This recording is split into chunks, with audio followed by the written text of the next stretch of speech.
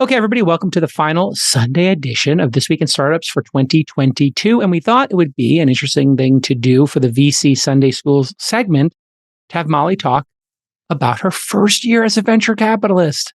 Yeah, it happened.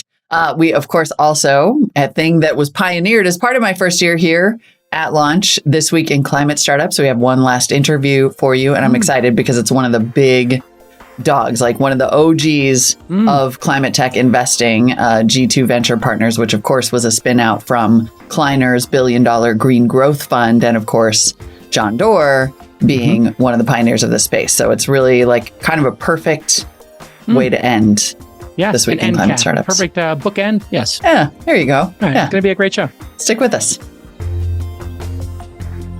This Week in Startups is brought to you by MicroAcquire. MicroAcquire helps startups find buyers. They'll help you start conversations that can lead to an acquisition in just 30 days for free at try.microacquire.com/twist. And Crowdbotics. Great ideas can change the world, and Crowdbotics is the fastest way to turn those ideas into code. Get a free scoping session for your next big app idea at crowdbotics.com/twist. All right, Molly. VC Sunday School is coming to an end. Year one. You're finished your freshman year, and you're going to be a sophomore next year. Sophomore year coming up. How was your freshman year? I gained 15 pounds. I partied so hard. I ran up tons of credit card debt. I failed. No, I'm just kidding. I told you to stay away from the waffle station in the cafeteria. He did. He was like, never go to the buffet. But did I listen? No. Yeah, we thought we could do a fun VC Sunday School kind of learnings and surprises. Okay. And then also asked our producers to gather some of the favorites because our audience has loved this segment. I have been so surprised by how many founder meetings I've taken where they've referenced it, talked about learnings from it. Yeah. So I think it's the other side of the table is interested, in their partner and how their partner is making decisions, I suppose. Yeah. I think it's just been it's really been interesting. Of course, it's been really fun to learn in public. And then also, I think it's really been useful for our audience. But yeah, so I wrote up some brief learnings. Okay. And I got to say, my number one surprise is how much I like it. Okay. Say more. What is it about this profession, in your first year that you really have found interesting, joyful, and then maybe you could compare it to your previous gigs as a commentator, host, journalist? Yeah. I think the primary part that I like about it is somewhat similar to journalism in that it's different every day. It's this massively wonderful variety of founders to talk to, different ideas, different ways that they're constructing their businesses. So it's got this, it's just exciting for a person like me who has a butterfly brain to get to have these varying conversations all the time and to be learning so much. The fire hose of knowledge is just my preferred way to be living. So that is very exciting. But compared to journalism, and I've said this before, it's not cynical. And that's not to say that we are relentlessly, and if anything, I've spent the year learning to be potentially less positive about everyone I talk to because like every new VC, I felt I did the exact same cliche and wanted to invest in everyone. So reasonable. Yeah. I guess I'm not going to be that different from everyone else who comes to this job and gets excited about everything. But when we decide not to invest, it's not rooted in skepticism in this kind of, it's not a teardown. No. Right? It's I did the math. Yep. I applied fundamental thinking. Yeah. Yes, I evaluated the founder, but most of the time we just did the math. One of the top learnings for me was the math, the way to think about the ownership percentage and the valuation, the potential return, and just putting everything through a totally different lens. That's just been a real shift in thinking for me. You're placing a bet. And so placing a bet is different than, hey, this person is somebody I like, or this idea is an idea I like. I love. You could love an idea. You could love a founder. You could love a product, but you could hate the deal. Yeah. You could hate the bet, right? And so I would like to bet. I wish I could wake up every day and they said, oh, you could bet on this movie, this musician, this painting, this painter, and it could have the returns of venture capital. And the truth is that's just not the game we're in. We're in the company building game. Not all companies are created equal. So I think it's that's an important lesson. Sometimes when people play poker, they want to play every hand because every hand does have potential. Oh, what if I hit the next 3 cards perfectly? But that's not how you would play poker or any other thing. So you got to, as Annie Duke would say, the famous poker player, she has a book, which is very good, Thinking in Bets. So you're now starting to think in bets. Hey, I'm going to place 4, 5, 6 bets a year. I'm going to do that. And over 10 years, have 40, 50, 60, 70 companies I have selected as a venture capitalist. I have to pick the best amongst all the ones I meet. I don't get to invest in all. I just wrote that down on my envelope, which is getting pretty full after a whole year of like little notes. Yeah, little notes. Yeah, no, I think that's 100% true. And adopting and applying that mindset, which is different from like a patron mindset, right? There are ways to support a business or arts or movies or whatever it is. But yeah, thinking in bets, I think, was probably my sort of top learning, which on some level I expected, right? I told people very often, I'm not super worried about my ability to understand business models or evaluate founders or even correctly anticipate a market. But I said, I'm worried about the math.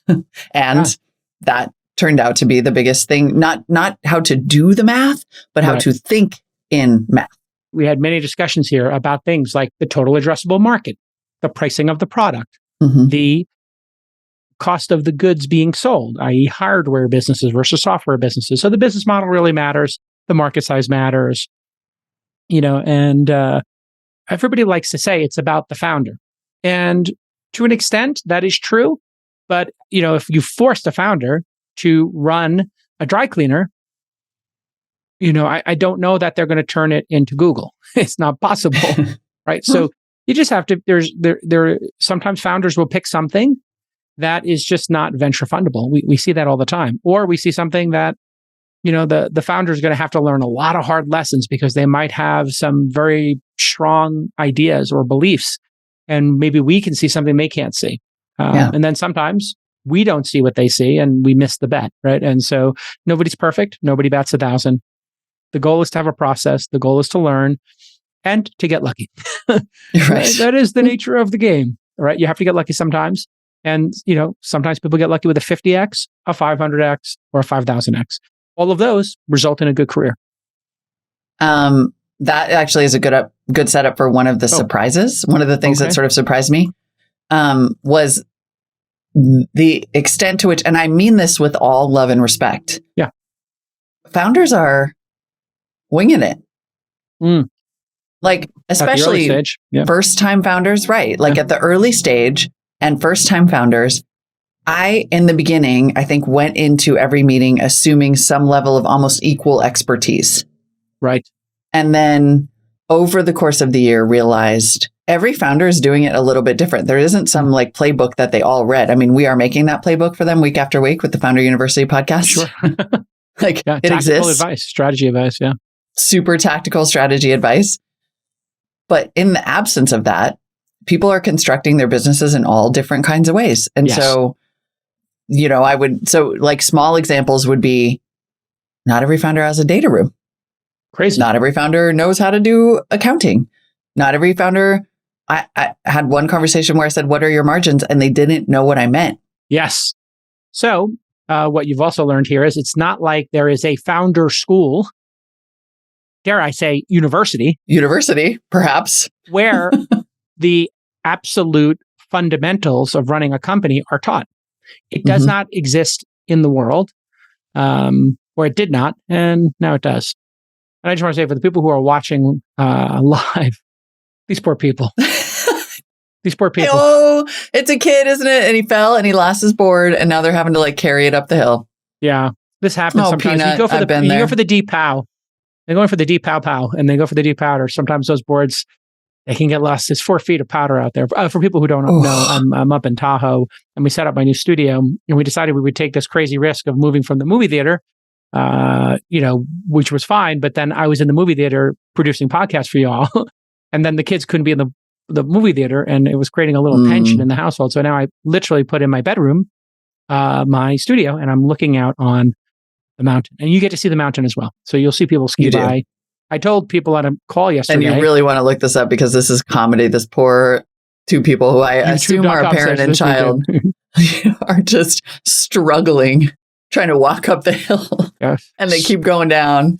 Oh, it's amazing. Well, I mean, youtube.com/this weekend, or I think Spotify, you can just click and turn on the video now. And there's a separate feed on iTunes. This is something or Apple Podcast, sorry. Something the podcasting industry has to be standardized, which is the ability to just switch between video and audio. Anyway, by the way, if you do go to YouTube /this weekend, there we have made a playlist of all the Sunday episodes. Oh, great. So there is a nice little playlist that has all the VC Sunday schools and all the This Week in Climate startups. Yeah, so good way to get caught up on some of those. MicroAcquire is a startup acquisition marketplace that cuts out everybody in the middle.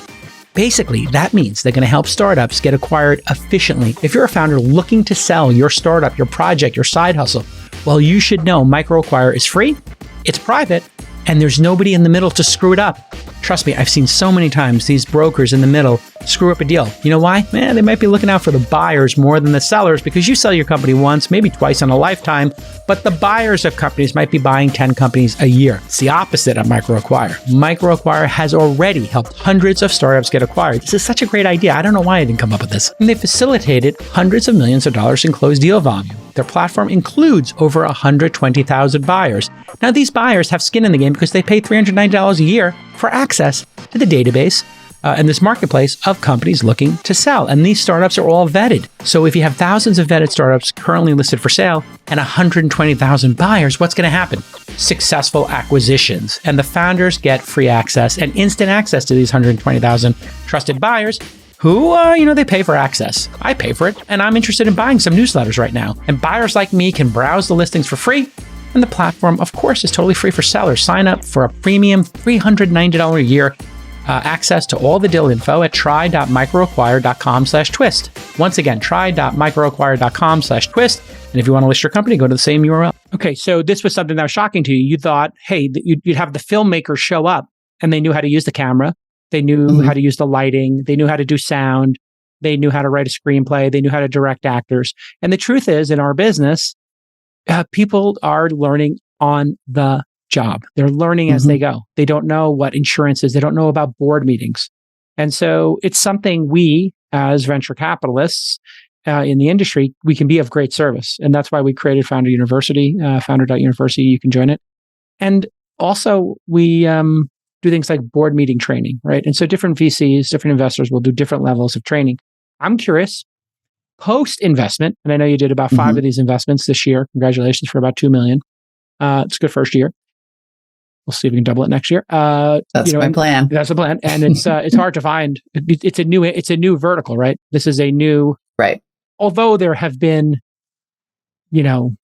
sustainability companies and energy companies for a long time, climate is just starting to get a large number of entrepreneurs into it and a large number of investors. So I'd say it's still very early days for this. But post-investing, what have you learned? Have you had any lessons post-investing in terms of helping companies or, what happens after you make the investment? Yeah, I think that is where a similar version of the founders are winging it. Yep. Learning has come into play. Yep. Right. It's like, okay, you've been funded at anywhere from $100,000 to almost $1 million. Right. And there are huge chunks of this that you're still figuring out. Yep. That's where I have seen focus, a thing that we talk about constantly, become a very specific issue for founders and have had to kind of say like, hey, maybe ixnay on this side quest. And are we sure about that? And it's been a matter of kind of figuring out what permission I do and do not have to offer that guidance. And realizing that it is actually our job to be like a little bit of a parent because they're winging it. Sometimes people are uncomfortable with the coach or parent analogy. But if you have been in business for 30 years and the person is in year 1, pretty much you want to say big brother, big sister, parent, child, sensei, Padawan, Jedi, whatever you want to say, coach, player, coach. Yeah. There are going to be, in the best of cases, things that a VC or a former founder VC or a former journalist VC has seen in the world that could help a first or second time founder, somebody who's got only a couple of years. And also you're outside the business, so you have some objectivity. And we've talked about how to say things to a founder. If you're investing in the right founders, they, should be open to, having vibrant discussions. I'm using the word vibrant as, a nice way of saying intense. They could be intense. They could be contentious. They could be drawn out. But let's just say, real talk. You got to be able to have that real talk. And you don't want to be the director because they have to, you don't want to be backseat driver, obviously. So right. I like to phrase it as, hey, do we have product market fit yet? And it's like, yes, we do. I'm like, okay, so every month we're growing 20%, 10, 20%. It's like, no, we're not. So let me ask the question again. Do we have strong product market fit? So you see, I'm kind of leading the witness. I know they don't have product market fit, but I'm walking them through my thinking. Okay, so we don't grow consistently. So maybe there's a lot more work to be done here on product market fit. And they're like, actually, when you say it that way, J-Cal, I kind of agree. Okay, great. I noticed the side quests, the three of them, the podcast, the nonprofit, and the micro fund you asked me about starting. Until we have product market fit, can we put those maybe, or have you considered putting those on the not right now list? And you can just make a not right now list, things you want to do in your life. And you can just put those there so you don't forget them. And so you know that they're important to you. Put them on the not right now list. And then let's get product market fit, because you've got how many months of runway left? 14? What do you need to show in order to convince new investors? Not me, because we made our bet. But what do you have to show new investors to get them to invest, do you think? I haven't thought about that. What do you think? So this is how you can have a conversation that isn't, you're not growing 20%, don't do anything until you grow 20%. If you try that with a child, we all know what happens. Right. You can't tell a teenager like, get off, don't use your iPad. It's like, okay, have you done your homework? Like I had this with my daughter recently where I was like, you missed a couple of days of school here. Summer school is going to be something you're going to have to start thinking about getting ready for. So this summer, you're going to miss 4 or 5 weeks when we're maybe, out with your sisters doing stuff and your friends are out, because too many days off means you might not pass a class. You go to summer school to catch up. And then my daughter was like, what? It's like, yeah, that's kind of how it works. Like, yeah, it's a thing. I had it. So anyway, it's true. That's what second year will be for you. Your sophomore year will be a lot about being on the boards of companies and, helping companies that come to you and say, hey, you remember you gave us some money, we ran out. And you're like, okay, you give us more? It's like, no. Maybe not. Our investment team couldn't get there. We don't invest in bridge rounds. You have to get new money to mark this round. And so we're going to stand pat. It's a tough conversation. Job is not easy. Well, that's what's so, I am certain that I will look back and say I was profoundly lucky to be learning this profession when a downturn arrived. Say more. Because there have already been a whole new slate of things to learn because of the conversations we're having now that the fundraising environment has completely closed. Yep. Right? That like investing has shut down in some ways. It's much, much harder to raise. We already operated with, and I tell people this all the time, that when they ask me like what is your biggest takeaway from going to work at Launch and going to work for Jason? I always say that the rigor with which we do our jobs is incredible and makes me proud to be here. Like we are a rigorous firm, right? I'll say like, I've seen people bring us a deal where every one of his friends is on it.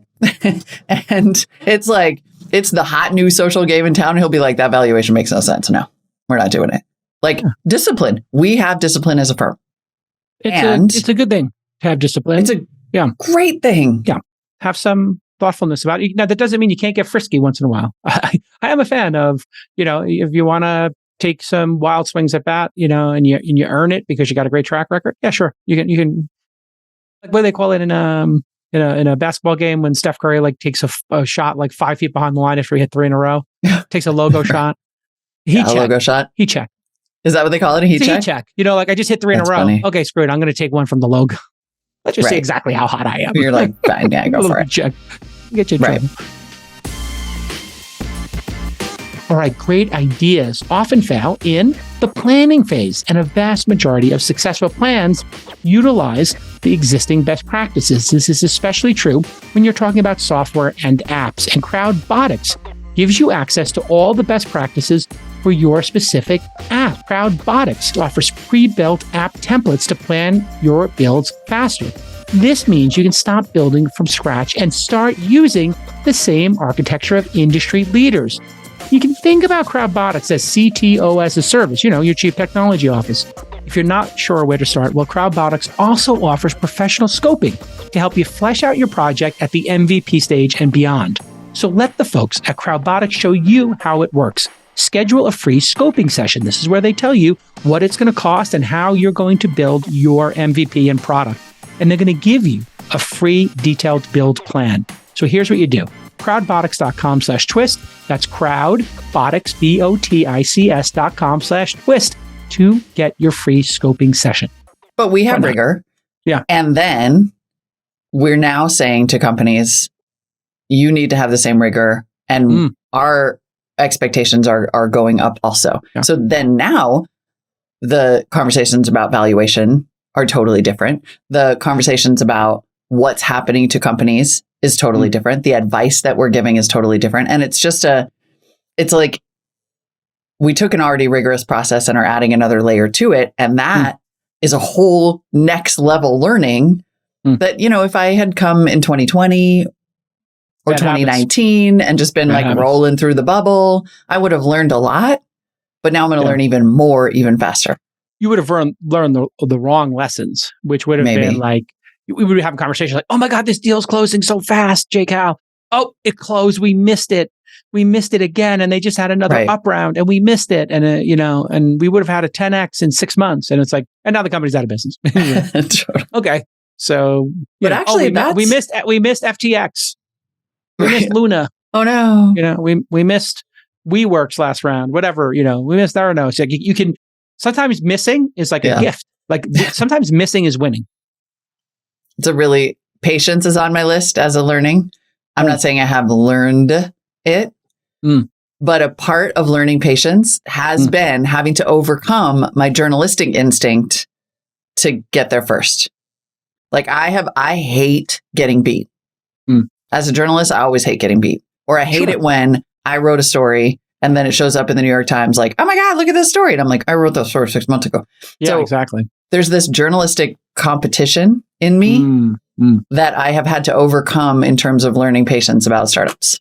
100%. Like 100% I will cop to being like, I'm a got a lot of pride. You want to win. It's all good. Those are good qualities to have. And patience also very good. A lot of times you've had companies come to you with crazy, expectations and they didn't hit them. And they came back and they had different expectations. Or they had more discipline, or they went out of business, et cetera, et cetera. And then even when you do make an investment, you have all these expectations and then it still fails because 7 out of 10 fell. Right. So now you'll even be like, wow, even when I did make a bet, I lost. It's like, ooh, you got to get used to losing a lot of hands with the hope. And this is where you really have to reprogram your brain. I think the human brain is not constructed to appreciate the power law. And that's why the power law, and they write books about it, or the Pareto principle exists. And when people learn about the Pareto principle, they talk about it. Oh my God, 20% of people pay 80% of the targets. Oh my God, 80% of people get 20% of that. It's like everybody freaks out about the Pareto principle and looks for it everywhere in the world as a mental model. And the reason it's a mental model is because your brain doesn't naturally understand it. Your brain doesn't naturally understand that all this losing can be made up for by but one win. One win. And that in your career, if you keep up at this pace or a slightly faster one, 100 companies you invest in, 95% of your returns will be in 2 of them. And you don't know which 2. I want to talk about humbling, be humble. Yeah. Be humble. Very important. Did you have? I'm also excited for in year 2 to, I have taken every meeting this year. Yes. Business model be damned. Why not? And I will continue to probably take more meetings than I should, but I also am starting to realize like which business models we prioritize, which business models work, which ones are likely to be investable. And so I hope, because generally I was surprised by the ratio of meetings to investments, right? Like it's a small number overall of the meetings that we take as a firm that we end up investing in. Yeah. And then I think and hope that in year 2, that ratio for me it'll still be a small number compared to the meetings, but that the meeting use will be more efficient. You'll have more inbound and you'll be able to say, oh, we don't invest in this category. Yeah, we don't invest in this region. We don't invest in this business model. We have an investment in this one. So over time, when somebody emails me and they want to do, a hardware device, they want to make the best, security camera ever. I'm like, that's a pretty high bar because we invest in one that didn't work out. And we see ones for $30 on, Amazon or 3 for $100. So we kind of know what to expect here. And then all of a sudden Deep Sentinel comes along and they say, yeah, it's not the camera. We have live operators watching your camera. When somebody goes there with facial recognition, we know if it's you, your wife, your kids, or a new person. And if that new person is your gardener, you can then tag them in the system and we know it's the gardener. But if it's somebody else, we'll have a conversation with them over a 2-way speaker. And then we'll let them know we're calling the cops if they're breaking the window and they need to get out of there. So live cameras from Deep Sentinel was like, oh, it's not about the hardware. The hardware is like just an enabling part of this. It's really about the service of having live security guards watching your cameras 24 hours a day, or instances, and calling the cops when they need to. So you start to really, again, build mental models. It's important, and you will narrow your selection, and the meetings will have a higher hit rate in terms of investability over time. And reputation is part of that too. Now we are very open to meeting with a lot of people because one of the tenets of our firm. Other firms have different approaches, obviously. Some like to invest only in second-time founders. Some only want to invest in developers. You get the idea. Is never underestimate anybody. I think you underestimate people at your peril. Everybody's awkward when they start. And so I like to not underestimate anybody. If I had choice, take the 20, 30-minute meeting for our firm or not, take the meeting. Yeah. Because when that company fails, if it's super obvious, oh my God, this founder has picked the social coordination app. Remember that one? Oh, it's really hard. Planning to go out with your friends. And it's like, yeah, people are hard to coordinate. And it's like, I have an app that'll solve that. It's like, the app's it's not a software problem. It's not gonna, That's a people problem. It's a human problem. It's a human problem. It's literally every year, you will have a dozen people say, this is the app where everybody plans their vacation together. Everybody plans their weekend out. And it never works. Right. And we get why it doesn't work. It's called iMessage. It's iMessage. And iMessage is as frustrating. And they always have iMessage in the deck. iMessage, you see, like, have you ever had this experience? You're like, yes. And it's like, wouldn't you like to have this? And you're like, yes, I would like it to be easier. So great problem. Yeah. And then it's like, the solution is get all your friends to download this app and then stack rank their, what they want to do this weekend and and then split the bill. And I'm like, okay, so I just made everybody fill out a form and do work to go out this weekend. I'm not going to do it. Sorry, no. So anyway. Well, it's interesting because you'll get better at that. And that person might realize it and then come up with something that's a breakthrough. Right. Exactly. Like the 20-minute meeting has mattered because the other primary learning for me, like early on, President Mike Savino was like, oh, if you want to be a great VC, have 100 founder meetings. Yeah. That'll get you there. It's so true. I actually I'm working on a LinkedIn post that's sort of like, job one, year one job review or whatever. Yeah. And one of the things I want to do is count up how many meetings / pitches overall, including our accelerator and founder U pitches there were, because, oh my God, that like simple thing is so true, because the more you have, the more you start to have the moment in the meeting where you're like, oh, I know where this is going. Yep. Know where it's going. Yeah. And I never want to I don't want to get cynical and assume it's going to go there. But like now patterns are emerging. Sure. Or it could be like, ooh, that's a really small market. Or, ooh, that's project-based revenue. Or, I hear myself saying these things and thinking them now. And I'm like, I'm learning. if Bob Iger has been in the entertainment industry for a long time and somebody says, I have a great idea for a TV show or a film and it's a love story. And he's like, okay, love story. Yep. I produced 16 of those in the last decade. Yeah. And it takes place in outer space. I was like, okay, yeah, I got those. And there's a twist. I was like, oh, yeah, okay, here are all the classic twists. They have the mental model. They know it. And that doesn't mean they're not going to film, what will be, then Star Wars for a new generation, the Star Trek for a new generation, the Sopranos, the Goodfellas, the Godfather, the Casino. Like you can just stack all the different crime family dramas that have existed in cinema and film. And yeah, that doesn't mean we don't want to make a new one.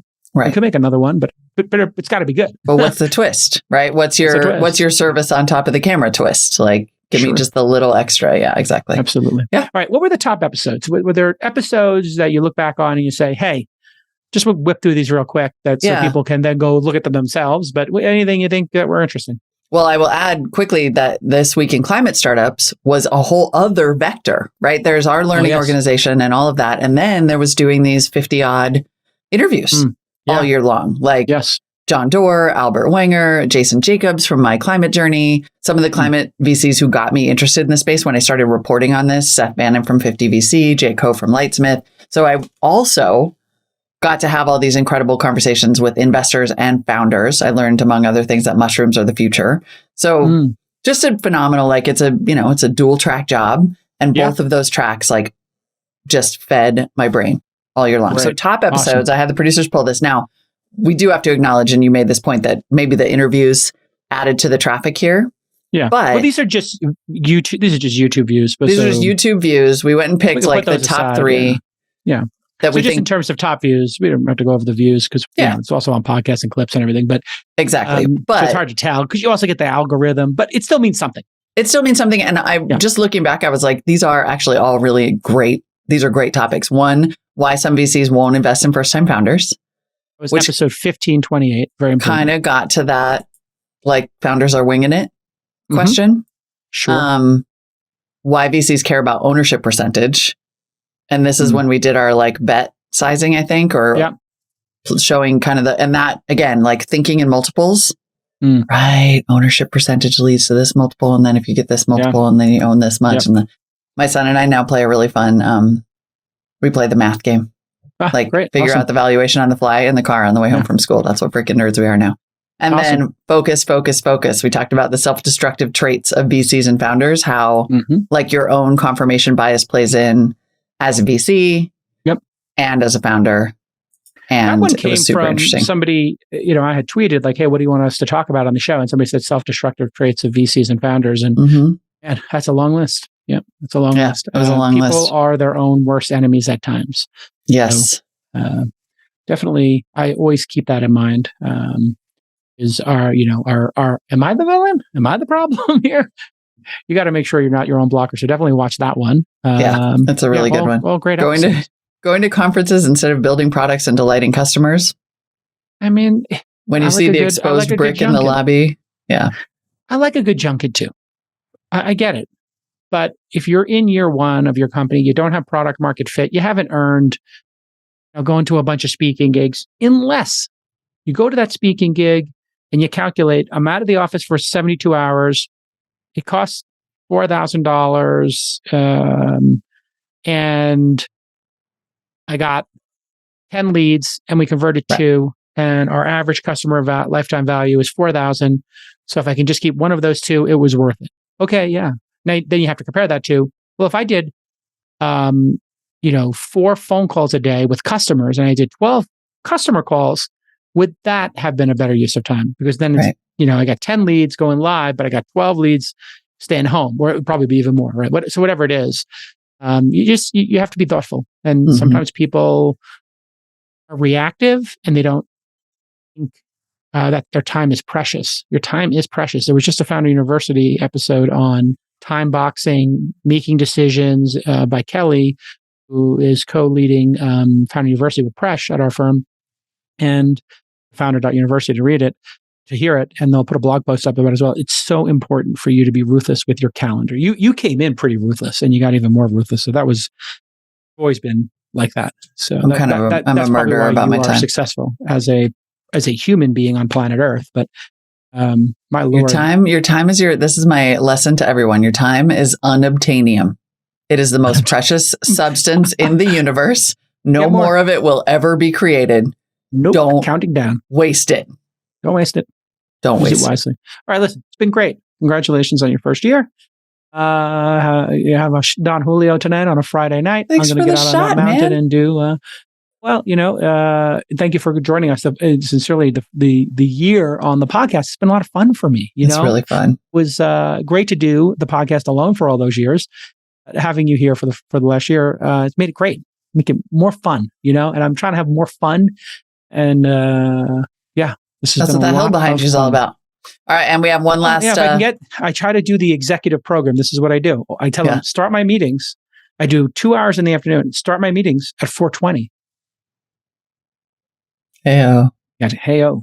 So I get that. I do that joke every call, and so I'm like, it's 4:20. Never gets old. To take a meeting. It never gets old. Jokes get funnier the more often you tell them. That's just true. That is the core tenet of a dad joke.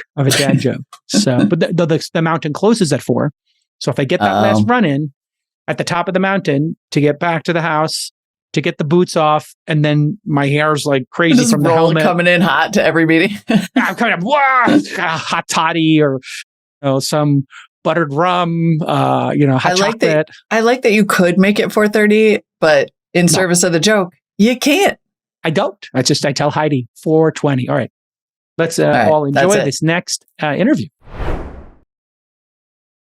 All right. Today's This Week in Climate Startups episode actually has a fellow VC joining me, not a startup, but an investor. Valerie Shen is a partner and COO at G2 Venture Partners, which is a venture and growth investing firm focused on emerging technologies that drive sustainable transformation in these really traditional industries. They're really trying to it's sort of the climate tech version of, find an industry that's still using fax machines and clipboards and modernize it. That's what they're doing, except in the sustainable way. And G2 Venture Partners is big. It is a firm that spun out of Kleiner Perkins in 2017 by its billion-dollar green growth fund partners, David Mount, Brooke Porter, Ben Kortlang, and Daniel Oros. Previously, Valerie herself was an analyst at Kleiner Perkins Green Growth Fund. She helped the team found G2 and then went back after going off and getting an MBA at Stanford University, like you do.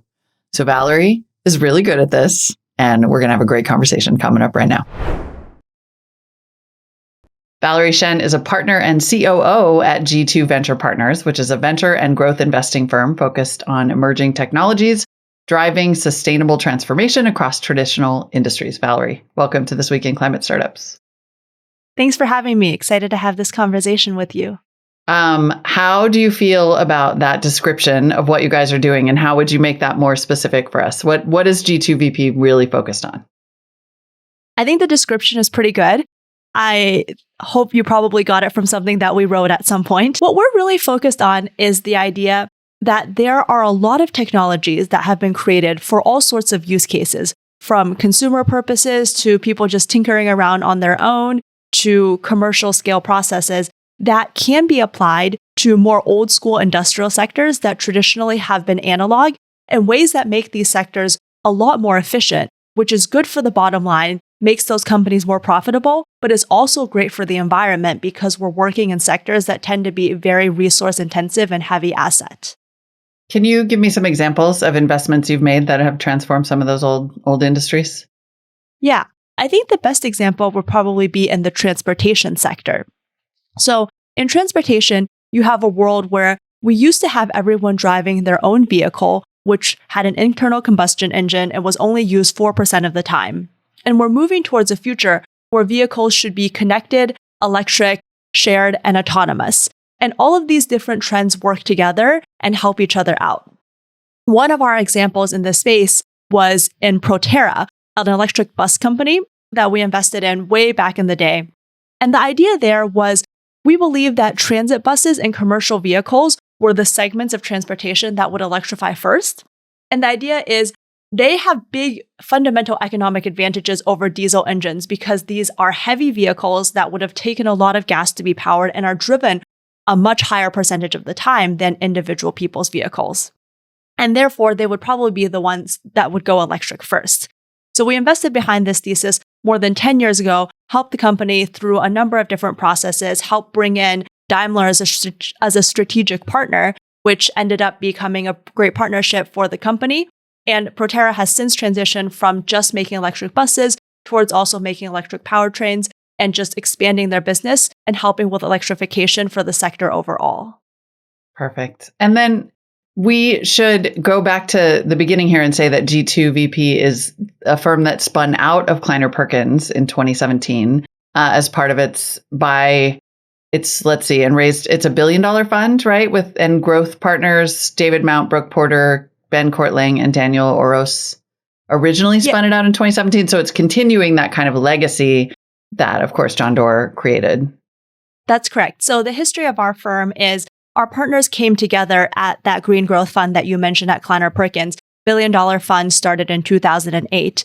Initially, we were investing just in clean energy, but then very quickly realized that solving the climate challenge and also just great investment opportunities are not just in energy, but rather in a broad range of sectors, including transportation, like we just discussed, but also food and agriculture, industrials, logistics, manufacturing, and expanding to those sectors. In 2017, we had finished investing in the Green Growth Fund, and that was when we decided to spin out and create G2 Venture Partners as a separate firm. So raised our first fund in 2017. That was a $350 million fund. Last year in 2021, we finished investing that first fund across 15 companies and then raised our second fund, which is $500 million. And that's what we're investing out of today. Gotcha. And you were at the Green Growth Fund before, right? You were an analyst before becoming a partner at G2? That's correct. I worked with the team at the Green Growth Fund in the last year that we were there before spinning out. So doing a lot of the initial setup work for creating G2 as a new firm. And then what's your category within this larger thesis? Do you break it out by like beats, as we say in my last job in the journalism world?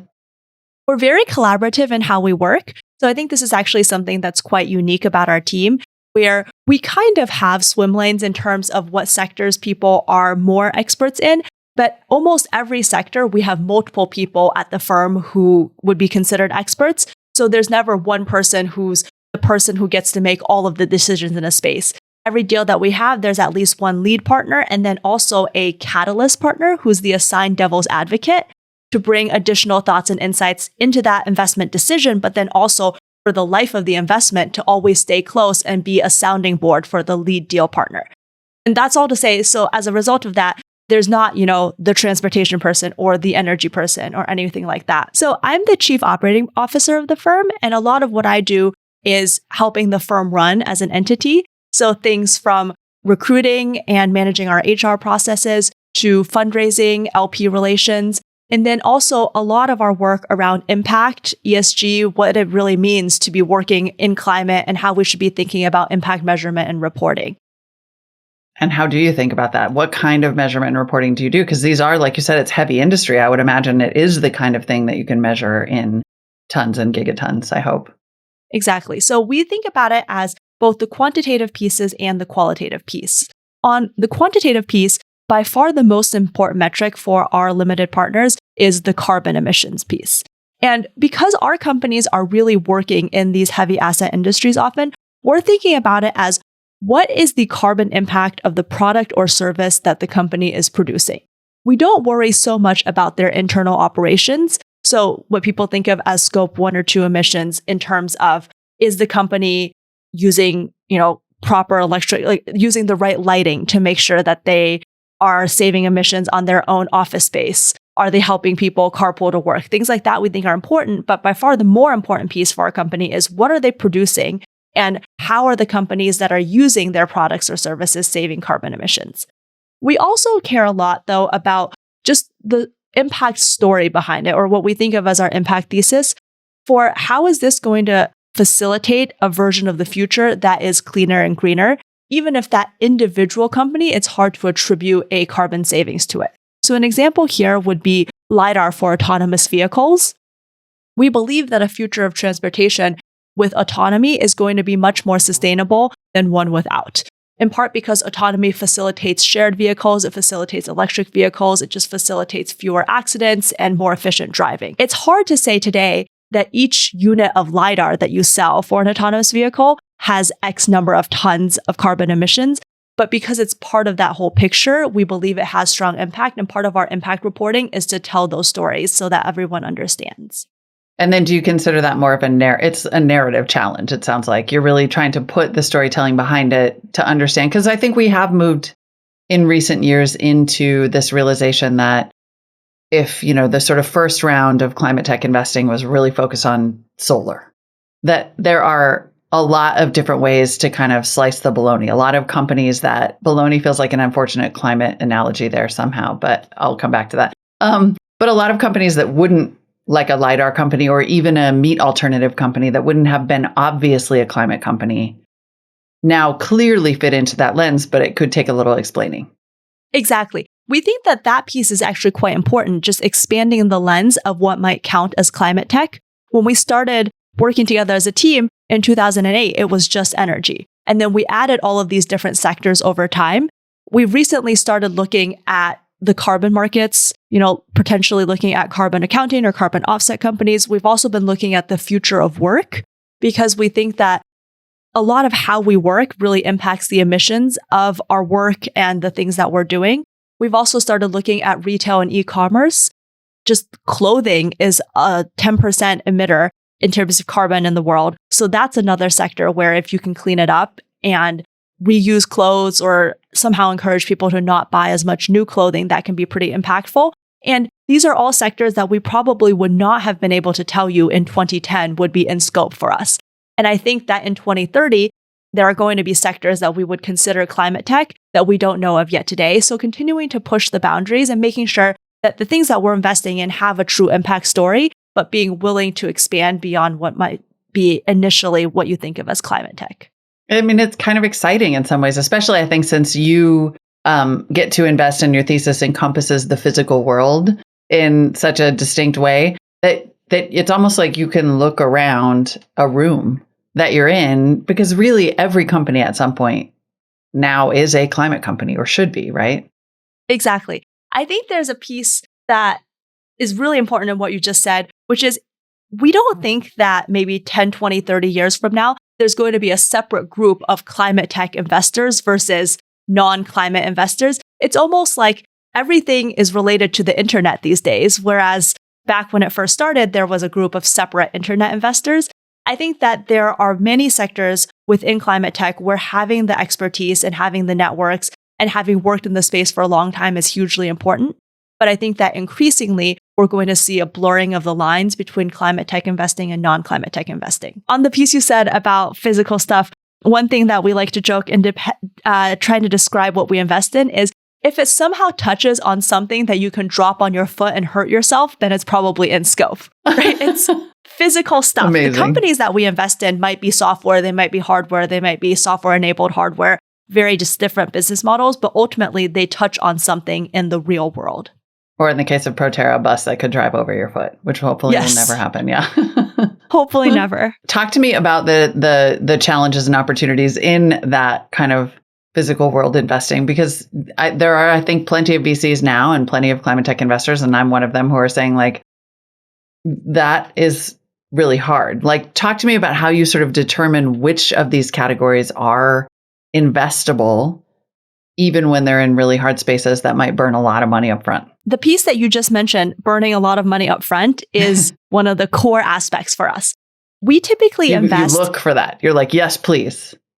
Well, I don't know that we're looking for that specifically. So where our fund plays is typically starting around Series B to Series D.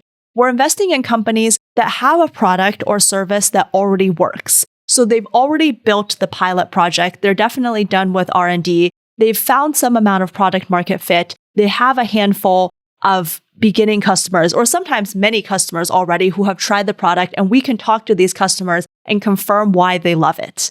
So in that way, we've already avoided the uncertain R&D that might cost a ton of money and really have unpredictable timelines and total capital needs. Got it. They will have burned through my money by the time they get to you. your money or maybe research money from the government. We think that the new Inflation Reduction Act is very powerful in our sectors. It actually doesn't substantially change the course of action for most of our existing companies or the companies that we are investing in today, because the companies that we're investing in are already a little later stage. But what it means is there will be many more companies in a year, maybe 2 years, 3 years, that will be in our investable space because they'll be able to have taken this IRA money and done that initial R&D to get to a point where it makes sense to commercialize. I think you raise a really, really big point, which is that we have found ourselves in recent years with all of this money rushing into climate tech investing and this sense of urgency at a place where it may not be appropriate for early stage venture to be funding pre-commercialization technology. And that there is now this kind of really important layer of R&D, government-funded R&D that can de-risk technologies before it gets to the public sector, whether early stage or later. Exactly. I think the government piece is very important. I think there are also funds like Breakthrough Energy Ventures, where they have a longer time horizon. They may or may not necessarily need to make sure that every investment is going to return capital, and they can help with a lot of that early stage funding. We've invested in companies where Breakthrough did earlier rounds and got them to a point where we're now comfortable. So we think there's room in the space for all sorts of different types of investors. How do you think about, as you see this space expanding, like G2V, obviously Kleiner was at this for a very long time. G2VP has been around for a really long time, relatively speaking, in the climate investing space. How do you think about what you're seeing now and this kind of moment that we're in that's almost like a bubble within the larger investing world? There's definitely a lot of interest right now in climate tech. So if you compare what's happening today to what happened even not that long ago when we were first raising our fund in 2016, back then, green was almost a dirty word. You couldn't say it because if you said that you were a green fund, there were limited partners who were somehow scared away and assumed that it meant it was definitely concessionary returns. Right? So way less LP dollars that were interested, way fewer relevant companies or people that wanted to work in the space, but also less competition. If we saw a company that we were interested in, chances are we were the only VCs that were talking to them or had any expertise in the space. If you fast forward to today, we are constantly getting inbound from limited partners who are excited to deploy money in the climate tech space and for whom having impact and being able to make money is both something that they realize is compatible with each other and something that's really important for them, right? Especially if you're looking at family offices or people where the younger generations are taking over and really care. So large influx of money. You're seeing that with all of the new venture funds that are being created to focus in this space. There's also an influx of companies that are playing in this space.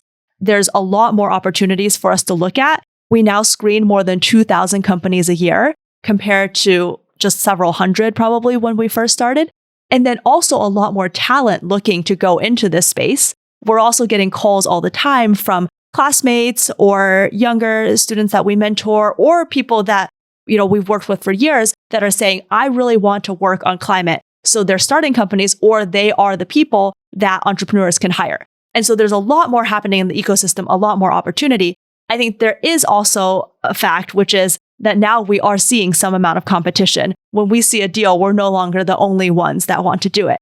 And what that means for us is we're really taking our industrial network and the expertise that we've gained over the last couple of decades and using that to convince entrepreneurs why it's important to work with us. And there are a lot of things about climate tech that still make it different than what you would think of as traditional, purely digital venture investing. And I think one of the key pieces is the extent to which you really have to work with the old school industrial players. So often when you think about starting a company like Facebook, this is a totally new space where you're just coming in and creating something new. Whereas if you think about innovation in energy or transportation or logistics and manufacturing, generally you're not doing something from nothing and just going off on your own. You're working with the old school incumbents, either as partners or they're your customers or you're a collaborator. So having expertise and having experience working with them and having that network is really powerful. And I think that's a key piece of what we believe makes successful climate tech investing. Can you break that down a little bit more, unpack, like give me some examples of what you mean when you talk about working with these old school industries? Like if you were to fund an all-electric high-speed rail, they'd have to work with Amtrak? Like, is this a network you have that you can connect founders to? So maybe let's talk about an example, Luminar. So one of our companies, they make LiDAR for autonomous vehicles. I know them. I've been to that funny castle. Oh, yeah. Fun. So Luminar, for example, when we first started thinking about this was maybe about 5 years ago, we had a feeling that LiDAR was going to be an important piece of the autonomous vehicle question or solutions, but it was unclear which company was going to win because there were several dozen players that were interested in trying to create LiDAR solutions. So what we did was we talked to a few dozen players in the industry, and this is the auto OEMs who would ultimately be the ones that are purchasing LiDAR. This would be experts in the space who have worked at various different LiDAR or autonomy companies. This might be suppliers, other people throughout the value chain. And then we asked them, are you going to buy LiDAR? Is that a piece of your autonomy solution? Everyone said yes.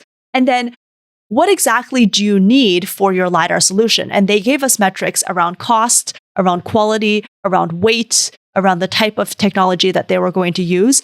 And through that, we were able to map out all of the companies that existed in the space. Luminar was the only one that was meeting the metrics that we had specifically heard from the auto ODMs and other more old school industrial players were what was needed to win.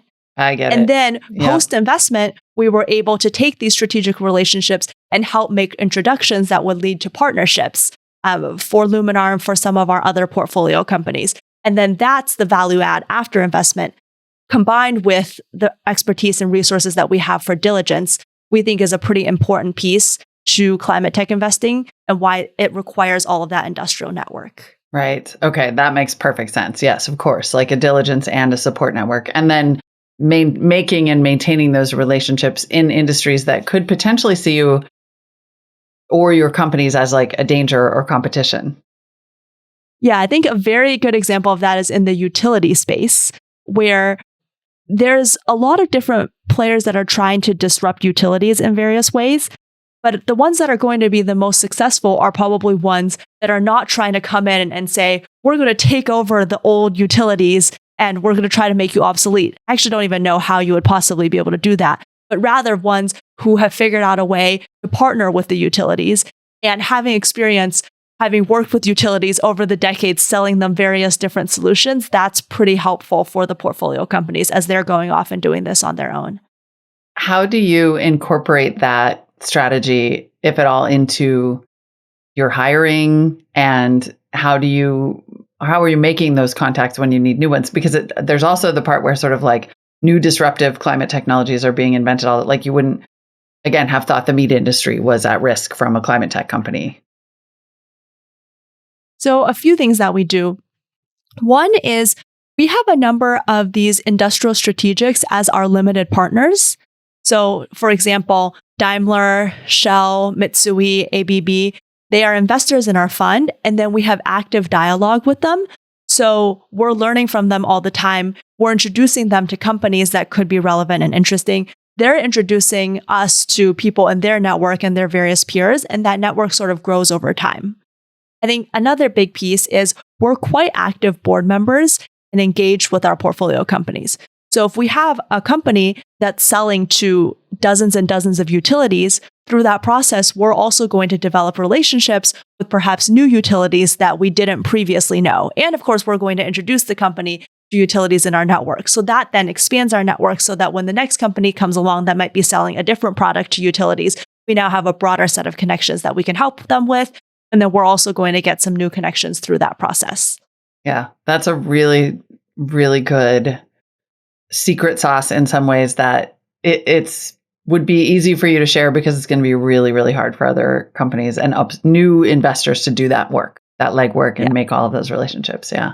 Yeah, it is hard to replicate. We love that there's more involvement and engagement in this space, but we also think there's something special about having been in the space for 2 decades, that even if you are an awesome investor, if you're coming new into working on climate, it's just never going to be exactly the same. It's also just really valuable because I think nobody wants to see, like, one, I think we all want to start seeing exits that prove these theses and continue to sort of like support the amount of money that's coming into climate tech. And also there's a possibility that some of that new money coming into climate tech investing could make some bad decisions. And we don't want a bad PR cascade to result from that.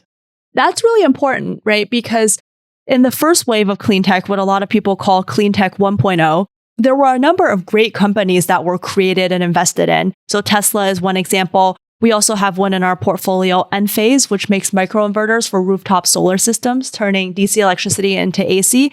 Most valuable solar company in the world now, been through a lot of ups and downs. So there were definitely quite a few winners in that space. But then there was also, temporarily at least, a narrative that climate or clean energy is where you lose a lot of money.